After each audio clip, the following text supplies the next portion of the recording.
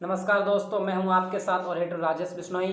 इंसानियत के समाज का तजुर्बेदार और प्रतिष्ठित बुजुर्ग वर्ग, प्यार, ममता और प्रेम की मूरत प्रत्येक नारी, संपूर्ण उत्साह उल्लास से भरा युवा और प्रत्येक मतदाता मेरा अभिनंदन स्वीकार करें।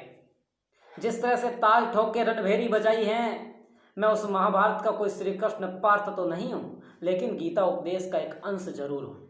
आज से हजारों साल पहले एक महाभारत हुई जिसमें न्याय एक राजा को चाहिए था और अब न्याय प्रजा को चाहिए। समय कम है और मुद्दा बड़ा गंभीर स्थिति में है। मुद्दे पर पहुंचने से पहले हम लोग एक भूमिका बनाते हैं। बात 2002 की है, जब एक बच्चा 4th क्लास में पढ़ता था। उनके गांव में एक नेता आए। उन्होंने अपने भाषण में कुछ ऐसी ऐसी चीज़ें बताई जो गांव में थी नहीं। वो लड़का खड़ा होकर कहता है कि आप जो बता रहे हो ऐसा हमारे गांव में कुछ नहीं है। उस सभा में उसके पिताजी भी बैठे थे। खड़े होके आए, उस लड़के के कान के नीचे 2 लगा दी। का तो ज़्यादा जानता है इनसे, बड़े लोगों के सामने बोलता है, वो इंसान जो बता रहा है वो सब सच है। अब बदलाव कहाँ से आता है? बात 2016 की है, जब बच्चा अपनी कॉलेज एजुकेशन कंप्लीट कर चुका है, उसकी ग्रेजुएशन कंप्लीट हो चुकी है, तो उनके गांव में एक नेता आए। उन्होंने अपने भाषण में कुछ ऐसी ऐसी चीज़ें बताई जो गांव में थी नहीं, लेकिन लड़के ने कुछ नहीं कहा। जैसे वो घर पहुंचा, उसके पिताजी ने खींच के कान के नीचे 2 लगा दी। कहा, बेटा जब तुझे पता है कि उसने जो कहा वैसा हमारे गांव में कुछ नहीं था, तो तू चुप क्यों था? उस लड़के ने कहा, मुझे कोई ज़्यादा ज़रूरत है क्या? वह हर इंसान चुप था। उस पिता ने कहा कि एग्जैक्ट बेटा यही, हम लोगों को हमारी ज़रूरतें महसूस नहीं हुई और आप लोग अपनी ज़रूरतें महसूस करने की कोशिश नहीं कर रहे हो। अब फिलहाल हालात क्या है?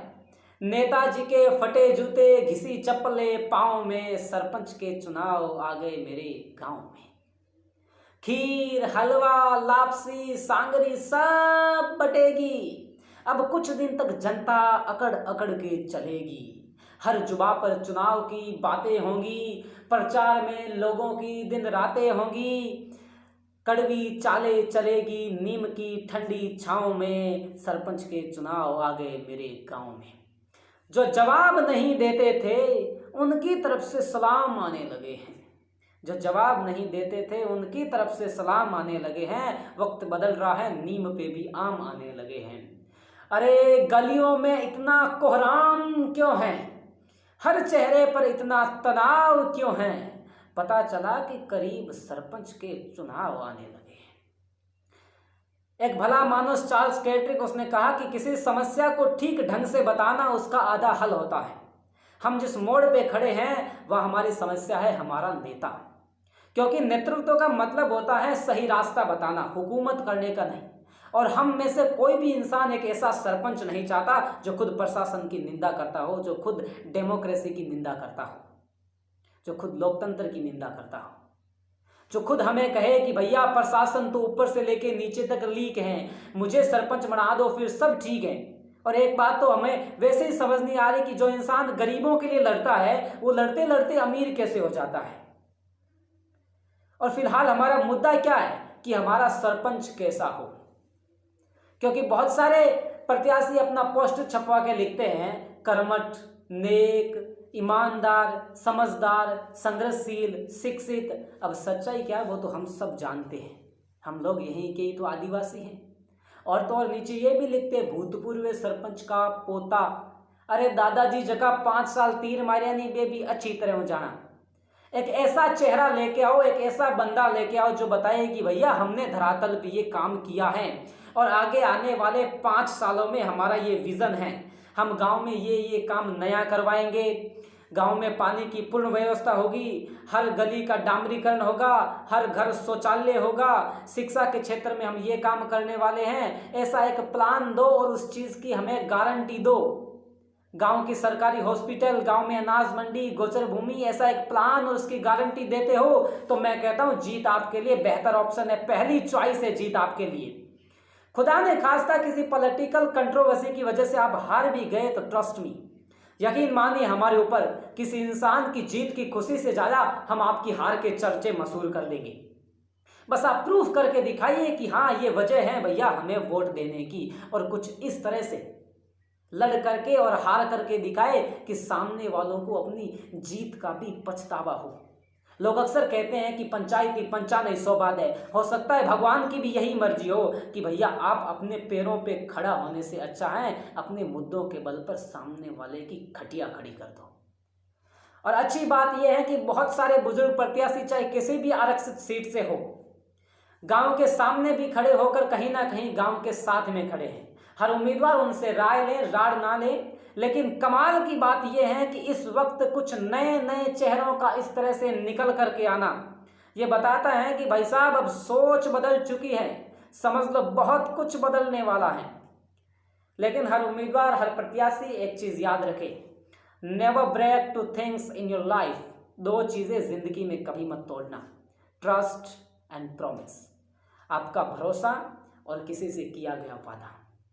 Because when they break, then don't make a noise, but pains a lot.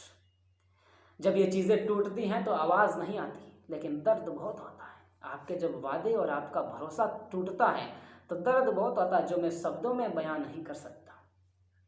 और अब वो हर मतदाता जो उस क्षेत्र का विधाता होता है, आपको एक मौका मिलता है भगवान बनने का, किसी इंसान के भविष्य का निर्माण करने का, किसी इंसान की किस्मत की लकीरें बनाने का। एलिस वॉकर ने कहा कि हम लोग आमतौर पर अपने अधिकार ये सोचकर खो देते हैं कि हमारे पास कोई अधिकार था ही नहीं। मैं बताऊं आपकी वोट की ताकत कितनी होती है। The ballot is stronger than A bullet. Abraham Lincoln जिसने डेमोक्रेसी की डेफिनेशन दी, उसने कहा the ballot is stronger than A bullet. आपके हाथ पे जो मतदान की स्याही लगती है उसकी ताकत एक गोली की ताकत से ज़्यादा तगड़ी होती है। आप खुद देख लो आपके वोट की खासियत। हम वोट तो फकीर को दे के आते हैं, कमबख्त 5 सालों में शहंशाह बन जाता है।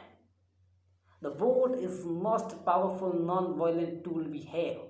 अहिंसा को प्रदर्शित करने का हमारे पास सबसे तगड़ा तरीका हमारा वोट होता है। और किसी इंसान का वोट नशे की भेंट चढ़ना।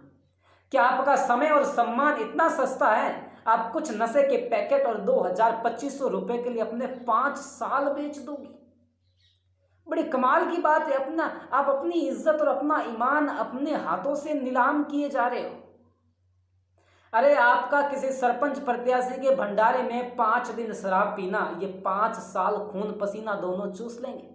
और वोटिंग के दिन आपके हालात क्या होंगे? एक बंदा ईवीएम के सामने जाके खड़ा हो गया, काफी देर तक खड़ा रहा, तो पोलिंग ऑफिसर ने पूछा भैया क्या सोच रहे हो? तो बोला सोच रहा हूं यार रात पिलाई किसने थी। मैं कहता हूं हम लोगों ने हमारे गांव के प्रति, हमारे क्षेत्र के प्रति जितनी भी गलतियां की हैं उन्हें सोचकर पछताओ। लोग कहते हैं कि अब पछताया क्या हो तो जब चिड़िया चुग गई खेत। मैं कहता हूं भैया पछताओ, नहीं तो चिड़िया तैयार बैठी है फिर से चुग जाएगी। और फिर भी आप लोगों को लगता है कि मैं तो एवं ही हूं और मेरी बात से आपको कोई फर्क नहीं पड़ता और फिर से आपने गलती दोहराई। तो आपके 5 सालों में जो हालात होंगे वो भी मैं पहले से बता दूं, धोबी का कुत्ता, न घर का न घाट का। ऑल द बेस्ट उन सब लोगों को जो राष्ट्र के निर्माण में भागीदार बनेंगे।